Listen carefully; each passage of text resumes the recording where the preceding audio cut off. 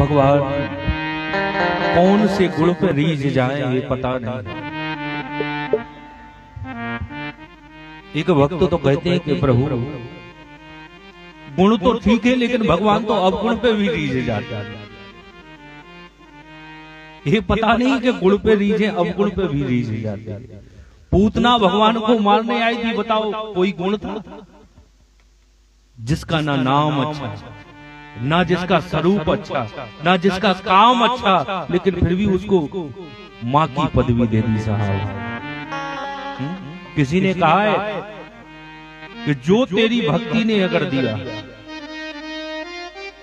जो तूने अगर दिया गुनहगारों का साथ, गर जो तूने दिया गुनहगारों का साथ, तो बेगुनाह भी चिल्ला उठे कि हम भी गुनहगार। अगर तू गुनहगारों का साथ देता है तो हम बेगुनाह भी गुनहगार बनने को तैयार है, लेकिन तेरी कृपा तेरी रहमत मिल तो जाए साहब। भगवान विदुर जी के यहाँ जाके आवाज लगाई है। विदुर पत्नी ने जब देखा, कहते कि स्नान कर रही थी, जब वो अमृतमयी शब्द जब कानों में पड़े ना, तो दौड़ के आके और दरवाजा खोला है। भगवान को देख के भूल कि मेरे शरीर पे वस्त्र रहे कि नहीं। अरे जब जीव के सामने जब परमात्मा उपस्थित हो जाए तो इस शरीर का भान नहीं रहता है। एक पागल और एक भक्त में कोई ज्यादा अंतर नहीं है। जिसको हम संसार के लोगों पागल कहते हैं, एक भक्त भी ऐसे ही होता है, उसको किसी चीज से मतलब नहीं होता है। एक वृंदावन में एक संत जी थे, बाद में पता चला लोगों को ये संत है। एक जगह कथा हो रही थी, पास में कूड़ा करकट डला हुआ था, और उस कूड़ा करकट के पास में वो एक पागल सा पड़ा लेटा रहता हुआ उसी कचड़े के अंदर। जब कथा हुई वहां पे तो वो कथा सुनने को पहुंचा, और जब वो कथा सुनने को वहां पे पहुंचा तो कथा जब चल रही थी समाप्त हुई, तो उसने पंडित जी से पूछा। पंडित जी बोले मैं आपको एक मंत्र बताता हूँ, उस मंत्र का ध्यान करना। पढ़े लिखे हो? बोले मेरा वो झोला उतार के दे दो, वो झोला टंगा है ना मेरा, वो दे दो। किसी ने उतार के देखा, बोले महाराज इसको दे दो। उसमें एक भी डिग्री नहीं थी जो उसने ली नहीं रखी। पढ़ा लिखा था दूर, सारी डिग्रियां उसके उस थैले में पड़ी। बोले सारी डिग्रियां तेरे थैले में पड़ी है और तू यहाँ लोट लगा रहा है। बोले सब कुछ छोड़ दिया है, अब तो पागल सा जीवन इस वृंदावन में घूम रहे हैं। एक पागल बाबा का मंदिर है, वृंदावन जाओ कभी तो अगर किसी ने अगर चाट खा के समोसे खा के फेंक दिया तो वो दोना में जो कुछ बचा रहा उसी को लेके पा लेते। मेरे प्रभु ने प्रसाद छोड़ दिया। तो जब वो विदुर जी के यहाँ भगवान पहुंचे, आवाज दी, विदुरानी आई, भगवान को देखा है, अंदर भगवान को लेके गई।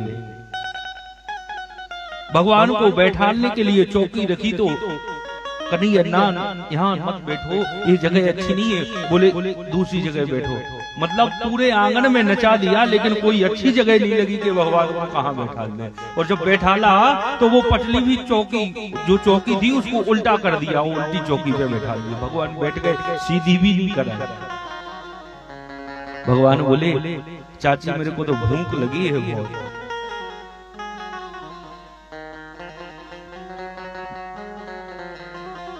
देखो भगवान को भी भूख वहां लगती है जहां भाव होता है।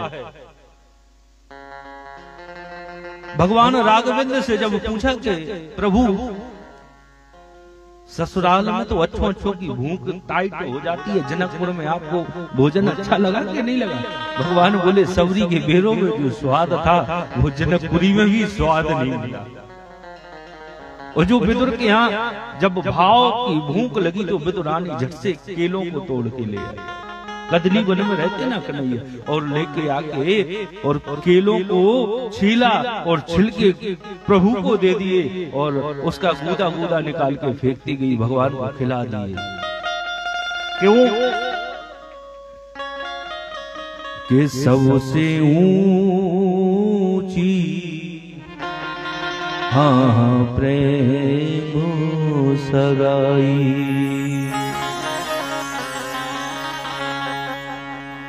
दुर्योधन के मेवा त्यागे, ओ दुर्योधन के मेवा त्यागे, साग विदुर घर खाई, कि सबसे ऊंची हाँ प्रेम सगाई, जूठे फल सवरी के खाए, अरे जूठे फल सवरी के खाए, प्रेम विवश रघुराई, कि सबसे ऊंची हाँ प्रेम सगाई।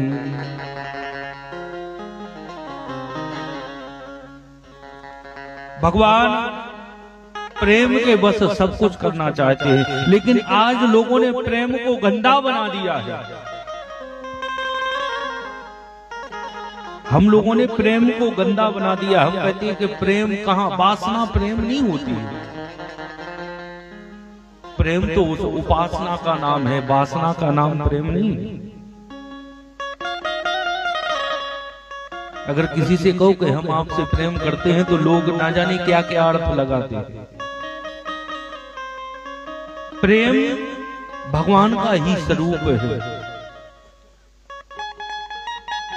बाबा तुलसीदास जी ने लिखा है क्या कि भगवान कैसे मिलते हैं, कि राम ही केवल प्रेम प्यारा, राम ही केवल प्रेम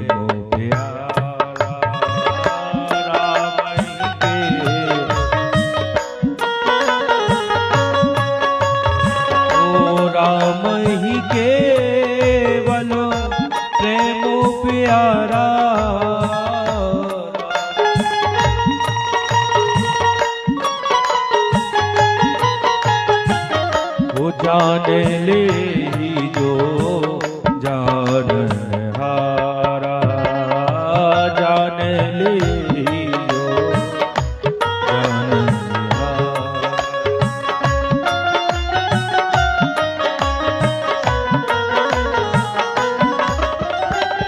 राम ही केवल प्रेम प्यारा, राम ही केवल प्रेम प्यारा, जान ले ही जो जानन। भगवान केवल प्रेम से ही मिलते हैं साहब। और तो और ये प्रेम शब्द को कहने से लोग ऐसा अचरज मानते हैं। अच्छा नेक ये बताओ, माँ अपने बेटे से क्या करती है? प्रेम ही तो करती है। बहन अपने भाई से क्या करती है? प्रेम ही तो करती है। लेकिन लोगों के अंदर प्रेम की भावना गलती जाती है।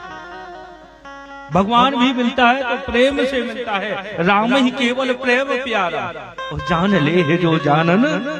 जो जानना चाहता है वही जान पाएगा, लेकिन प्रेम के बिना नहीं जान पाएगा। तो महाराज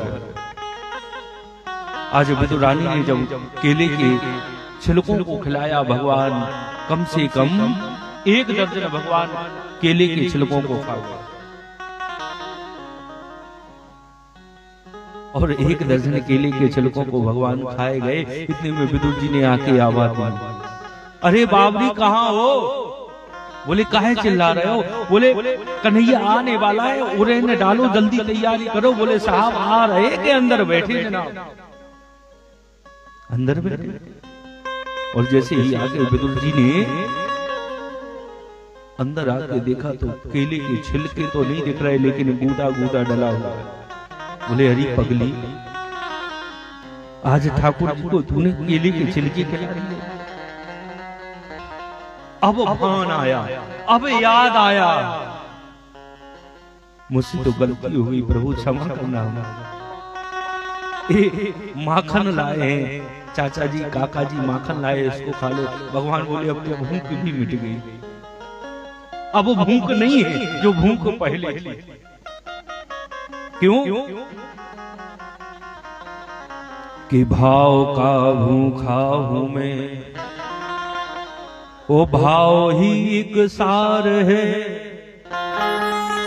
ओ जो भाव से भजता मुझे, तो भाव से बेड़ा पार है। भाव बस भगवान सुख निधान करुणा, तज ममता मदमान भजिए सदा सीता रमन। भगवान भाव से मिलते हैं। और भैया संसार में भी भाव की ही कीमत है। अगर बाजार में कुछ लेने जाओ या बेचने जाओ तो हम लोग कहते भैया क्या रेट है, क्या भाव चल रहा है, अभी भाव अच्छा नहीं है, हम नहीं सौदा करेंगे। जब संसार में भाव चलता है तो ठाकुर जी के यहाँ भी भाव चलता है। अगर भाव है तो भगवान मिल जाएगा।